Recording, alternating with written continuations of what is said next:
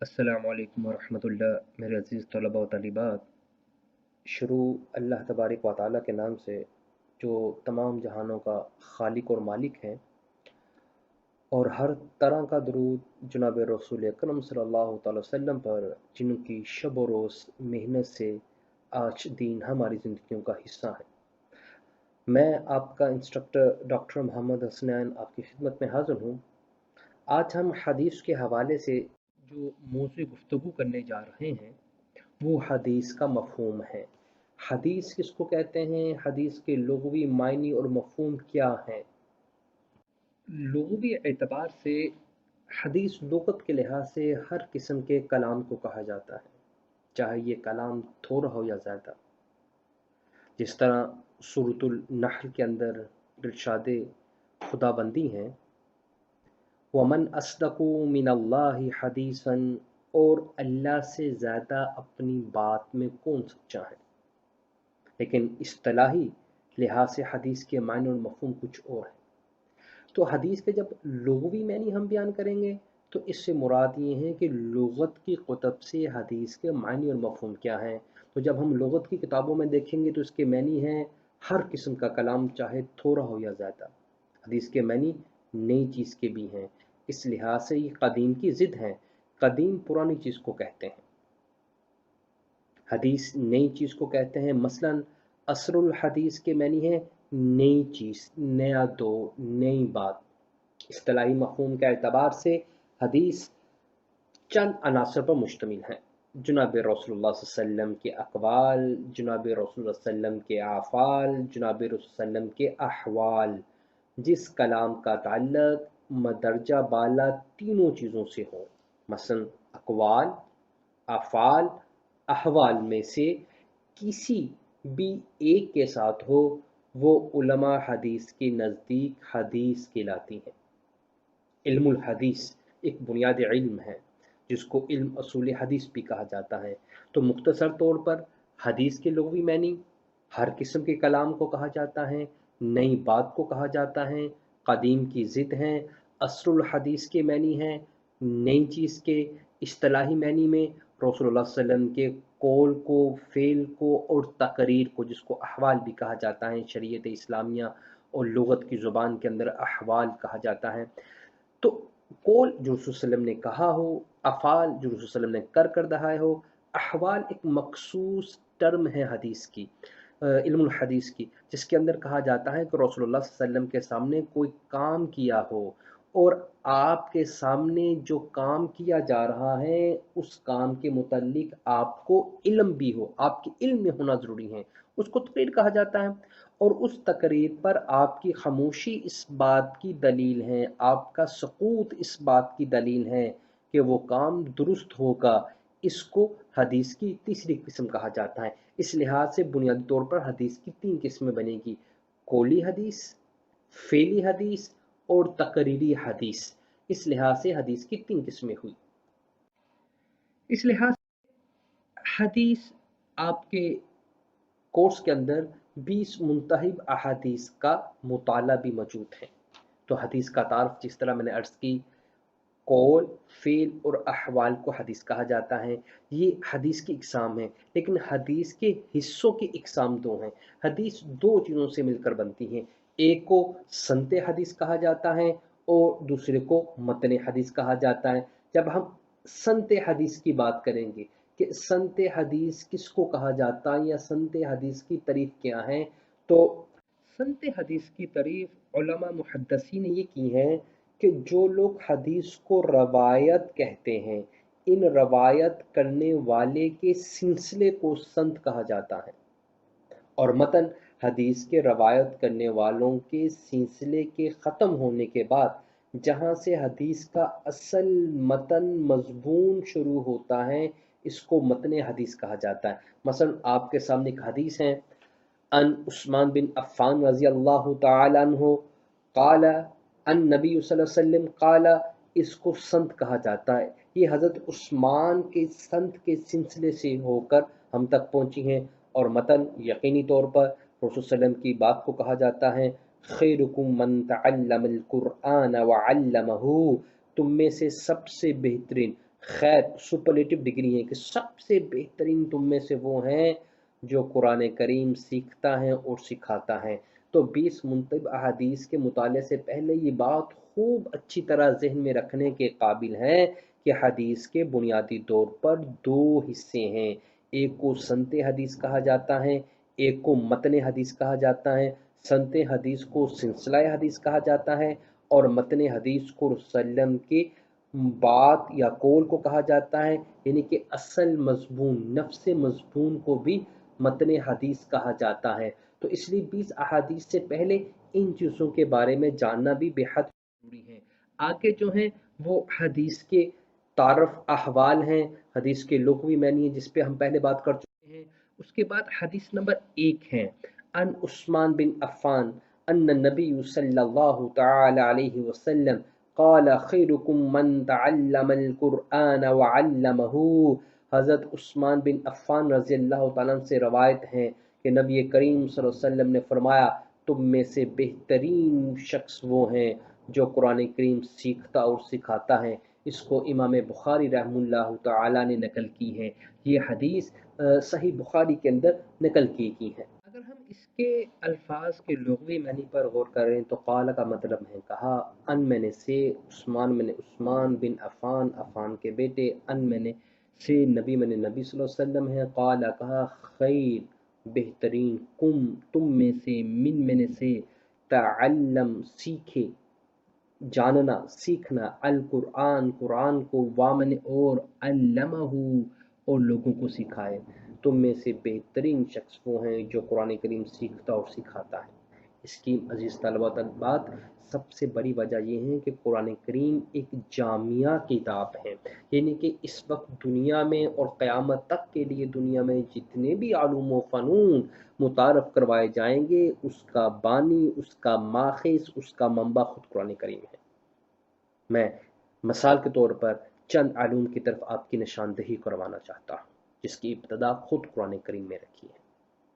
अरब का जाहिल मुआशरा है जहाँ ऊँटों को पानी पिलाने पर जंगें होती थी। 40-40 साल तक खून का बदला लेने के लिए लोग जंगें लड़ते थे, यानी कि जहालत की इंतहा और जहालत के अंदर डूबा हुआ मुआशरा जिसको अरब मुआशरा कहा जाता था। तो कुरान करीम ने यहाँ पर आके जब हुक्म दिया व अकीमुस्सलात व आतुज़्ज़कात, नमाज कायम करो और ज़ुकात दो। ये ज़ुकात क्या चीज़ है, इसकी तफसीली अहकामात यकीनी तौर पर हदीस में आते हैं। तो ज़ुकात माल में 2.5% से दी जाती हैं।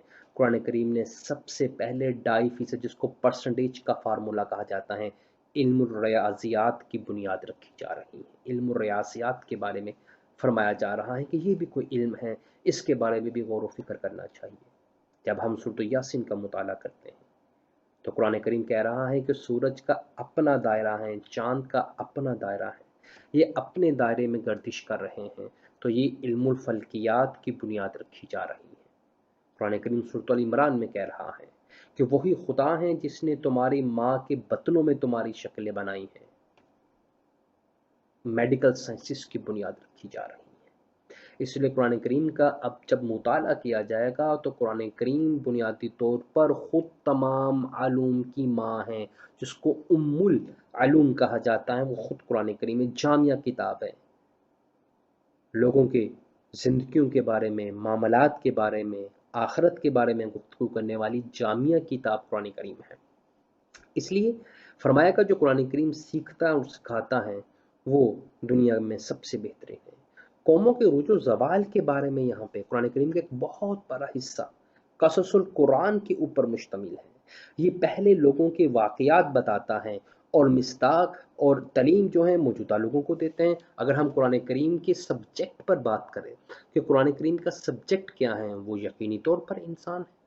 इंसान के बारे में ये गुफ्तगू करता है, इंसान की ज़िंदगी को ये अपना मरकज़ी नुक्ता नज़र बनाता है और इंसान की फ़लाह और कामयाबी के जितने भी नज़रियात हैं और जितने भी रास्ते हैं वो ख़ुद कुरान करीम दे रहा है। कौमों के बारे में बताया कि जब उन्होंने अल्लाह की नाफरमानी को इख्तियार किया, कुफ़र की ज़िंदगी को इख्तियार किया, तो अल्लाह ने फिर आसमान से न जाने कितनी आफ़ात और कितनी मसाइब उन पर नाज़िल की। कौम शुएब की ज़िंदगी आपके सामने है, कौम लूत की ज़िंदगी आपको सामने है, हज़रत ख़िज़र अलैहिस्सलाम के वाक़यात आपके सामने हैं, हज़रत यूनुस अलैहिस्सलाम के वाक़यात आपके सामने हैं, और हज़रत यूसुफ़ अलैहिस्सलाम के वाक़यात आप सामने हैं। और सूरतुल यूसुफ़ को तो ख़ुद कुरान करीम के अंदर सूरत हज़रत यूसुफ़ अलैहिस्सलाम के वाक़ये को अहसनुल क़सस, बेहतरीन किस्सा इकरार दिया गया है, और बताया गया कि उनके घर वालों ने, उनके उनके उनके भाइयों ने उन पर किस किस्म के जुल्म और सितम किए हैं। कुएं में डाला, मिस्र के बाज़ारों में फ़रोख्त किया, और उन पर झूठ और चोरी के इल्ज़ामात लगाए। ये सारे वाक़यात हज़रत यूसुफ़ अलैहिस्सलाम की ज़िंदगी में आते हैं। और जब महल में पहुँचते हैं तो वहाँ ज़ुलैहा का एक और अल्लाह तबारक व तआला की तरफ से आज़माइश है।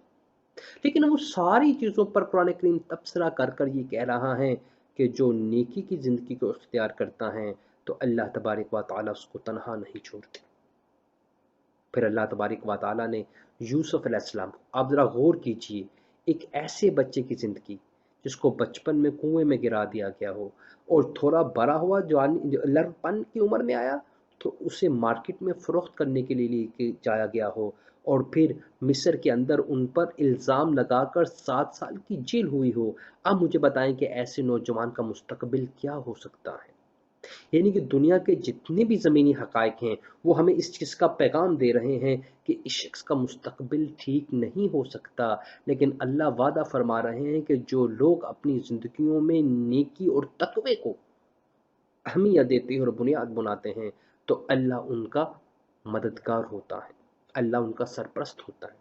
वहुवा यतवक्कलुस्सालिहीन, अल्लाह नेकोकारों के सरपरस्त होते हैं। तो इस पूरे कौम के अरूज व ज़वाल के अंदर हज़रत यूसुफ़ अलैहिस्सलाम की ज़िंदगी के बारे में कुरान करीम ये तबसरा दे रहा है कि उन्होंने नेकोकारों की ज़िंदगी को इख्तियार किया तो अल्लाह तबारक व तआला ने उन्हें दुनिया की हुक्मरानी भी दी।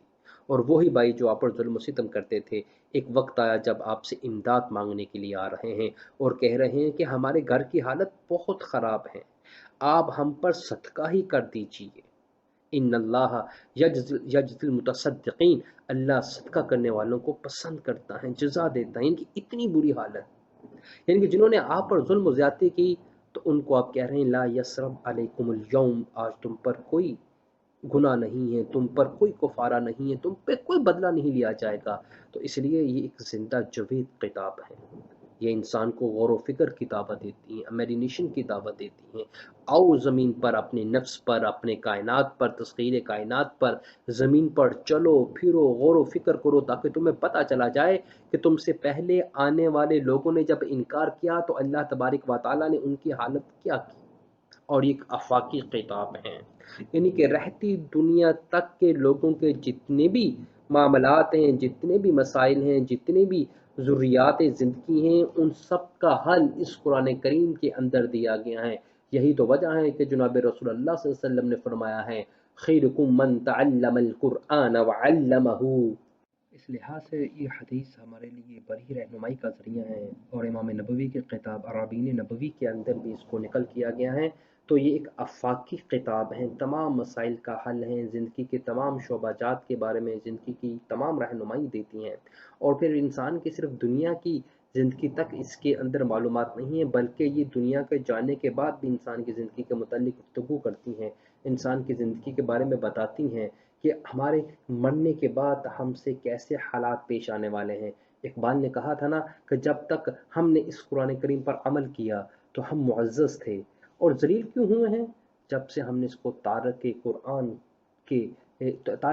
किया है, कुरान की तालीमात को छोड़ा है, कुरान से रहनुमाई लेनी छोड़ी है। आज मुसलमानों की ज़िंदगी का मुताला किया जाए, अगर आज मुसलमानों की ज़िंदगी पर गौर व फ़िक्र किया जाए तो अल ईमान वल हफ़ीज़, हमारी ज़िंदगियाँ कुरान से खाली है। कुरान अमलियत का पैगाम दे रहा है, कुरान अमल का तकाज़ा कर रहा है। व अकीमुस्सलात, कुरान करीम के अंदर नमाज का हुक्म है, और कुरान करीम की जब अकीमुस्सलात को हम अपनी ज़िंदगियों का हिस्सा बनाएंगे तो यकीनी तौर पर तब ही कुरान करीम हमारी ज़िंदगियों का हिस्सा बनेगा। और यकीन रखिए जनाब वसल्लम ने बात फरमाई थी कि सहाबा दिलों को ज़ंग लग जाता है जिस तरह आम चीज़ों को ज़ंग लगता है। तो सहाबा ने कहा या रसूल सल्लम, हम इस ज़ंग को कैसे ख़त्म करें? आज मुसलमान का दिल इबादत में नहीं लग रहा, मस्जिद में दिल नहीं लग रहा। तो सल्लम ने फरमाया دلوں کا زنگ و تلاوت القرآن، قرآن کریم کی تلاوت سے دلوں کا زنگ صاف ہوتا ہے، اللہ کی طرف انسان متوجہ ہوتا ہے۔ میرے عزیز طلبہ و طالبات، یہ ایک حدیث اور حدیث کا تعارف تھا، حدیث کے لغوی اصطلاحی معنی تھے، اور حدیث کی اقسام تھی، حدیث کے حصوں پر گفتگو کی اور ایک حدیث خیرکم من تعلم القرآن کے اوپر گفتگو کی۔ میں امید رکھتا ہوں کہ اس سے آپ کی زندگی اور آپ کے علم میں اضافہ ہوا ہوگا۔